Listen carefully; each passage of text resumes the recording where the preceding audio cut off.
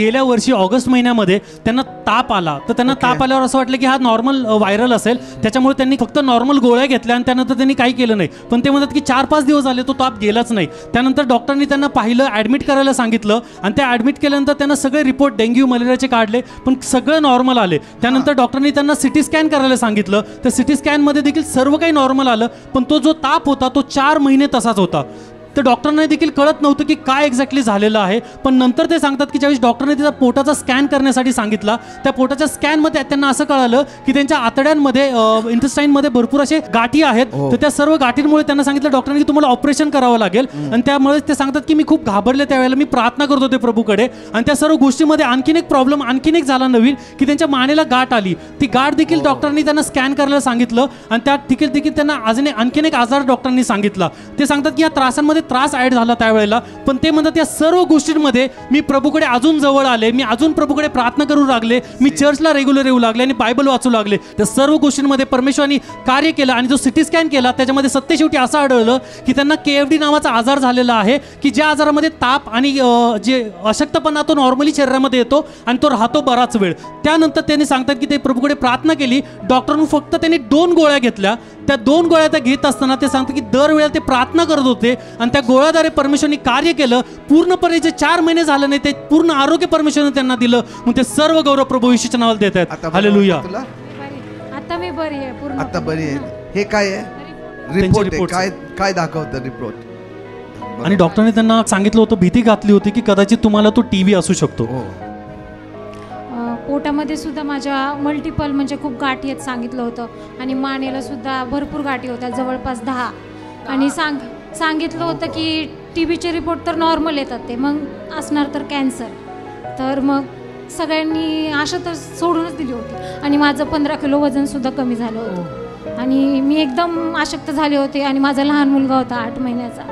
आणि मला फक्त त्यावेळेस बरं व्हायचं आणि मला काळजी होती. तर त्यावेळेस मी तुमची अपॉइंटमेंट घेतली होती, तुमच्याकडून प्रेयर करून घेतली होती आणि देवाने मला आरोग्य दिलं.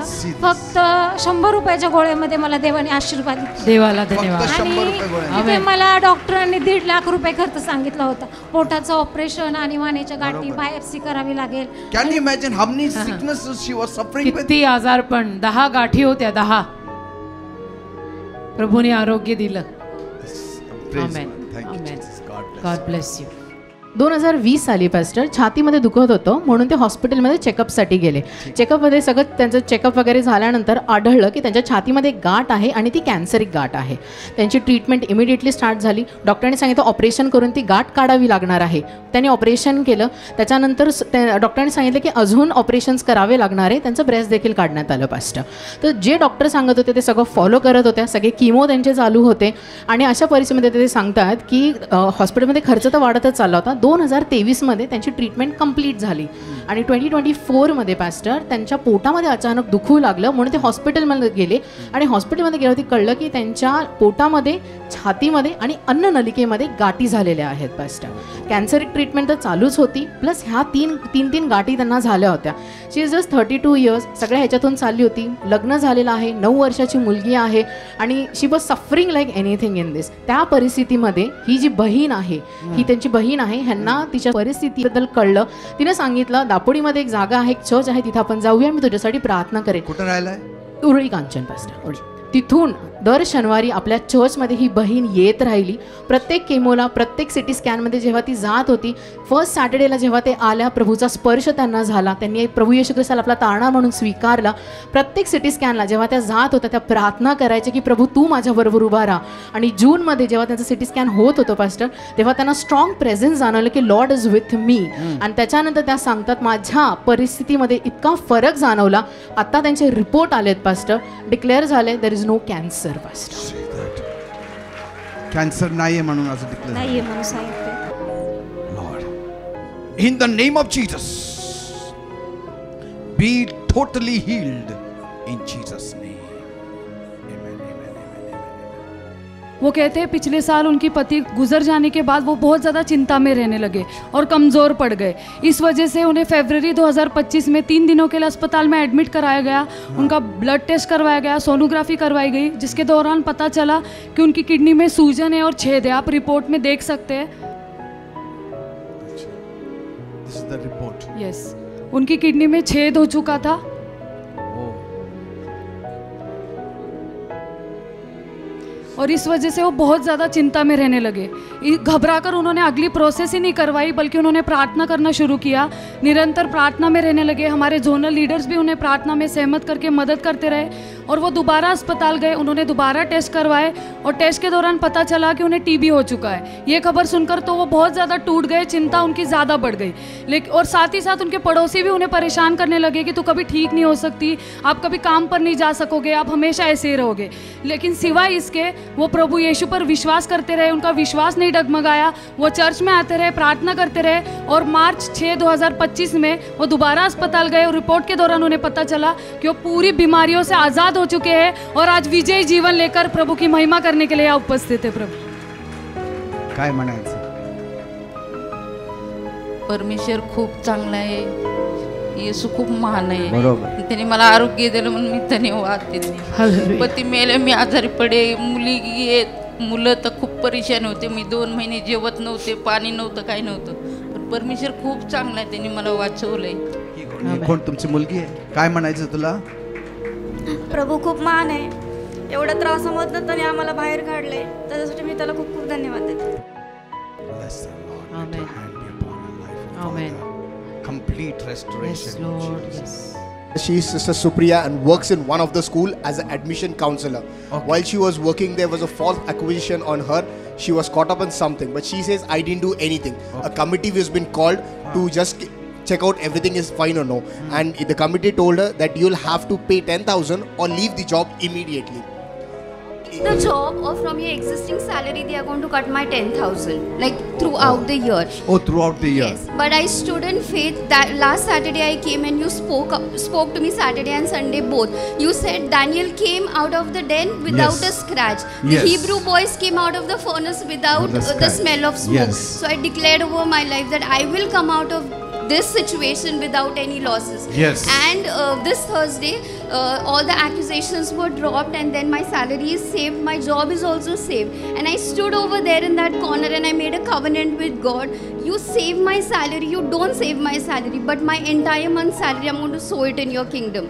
So today my salary date is on 7th, but I couldn't wait to come and testify and give what belongs to God. So thank you so much for God praying bless for you, me. beta.